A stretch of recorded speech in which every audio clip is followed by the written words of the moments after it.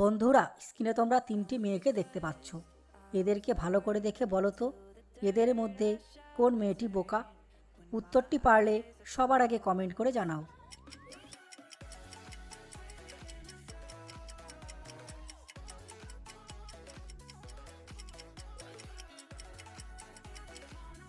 কি বন্ধুরা, তোমরা কি গেস করতে পেরেছো এই তিনটি মেয়ের মধ্যে কে বোকা?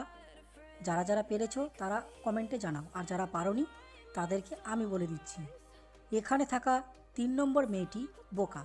কেননা বন্ধুরা, তোমরা একটু ভালো করে দেখলেই বুঝতে পারবে, সে উপরে শাওয়ার চালিয়েছে এবং পাশে সে আরেকটি কল চালিয়ে রেখেছে, যেটা তার কোনো কাজেই লাগবে না। আর এর থেকেই বোঝা যাচ্ছে যে এখানে 3 নম্বরে থাকা মেয়েটি বোকা। এবার এই ছবিটি ভালো করে দেখে বলো তো, এই দুজন দাম্পত্যের মধ্যে কোন দাম্পত্য ভূত?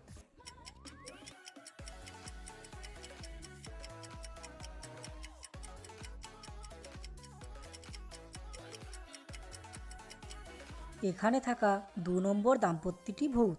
কেননা বন্ধুরা, তোমরা একটু ভালো করে দেখলেই বুঝতে পারবে, তারা যেখানে স্নান করছে তাদের পিছনের আয়নায় তাদের প্রতিবিম্ব উল্টো দেখাচ্ছে। আর আমরা জানি ভূত ছাড়া এটা কোনোভাবেই সম্ভব নয়। এবার এই ছবিটি ভালো করে দেখো এবং বলো, এখানে কে বেশি বিপদে রয়েছে?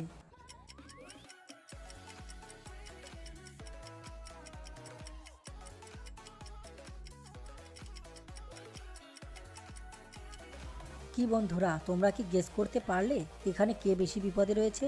আমি জানি তোমরা অনেকেই উত্তরটি পেরেছো, কিন্তু যারা পারোনি তাদেরকে আমি বলে দিচ্ছি, এখানে থাকা 2 নম্বরে থাকা লোকটি বেশি বিপদে রয়েছে। কেননা তোমরা একটু ভালো করে দেখো, তার পায়ের নিচে একটি সাপ দেখা যাচ্ছে, আর এটা যে কোনো সময় তাকে কামড়াতে পারে।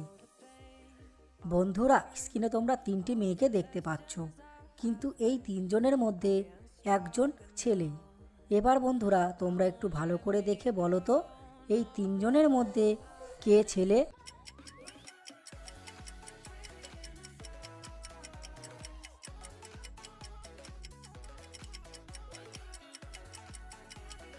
কি বন্ধুরা, পারলে? উত্তরটি জানার আগে তোমরা যদি আমাদের চ্যানেলে নতুন হয়ে থাকো, তাহলে চ্যানেলটিকে অবশ্যই সাবস্ক্রাইব করে রাখো। কেননা আমরা এই রকম নতুন নতুন ভিডিও প্রতিদিন এই চ্যানেলে দিয়ে থাকি। বন্ধুরা, এখানে থাকা 3 নম্বর মেয়েটি ছেলে। কেননা তোমরা একটু ভালো করে দেখো, তার গোঁফ দেখা যাচ্ছে, আর আমরা জানি ছেলে ছাড়া কোনো মেয়ের এরকম গোঁফ উঠতে পারে না। বন্ধুরা, তোমরা যারা আজকের সবকটি প্রশ্নের উত্তরই পেরেছো, তারা ভিডিওটিতে লাইক করে এই ছোট্ট চ্যানেলটিকে সাবস্ক্রাইব করে দাও।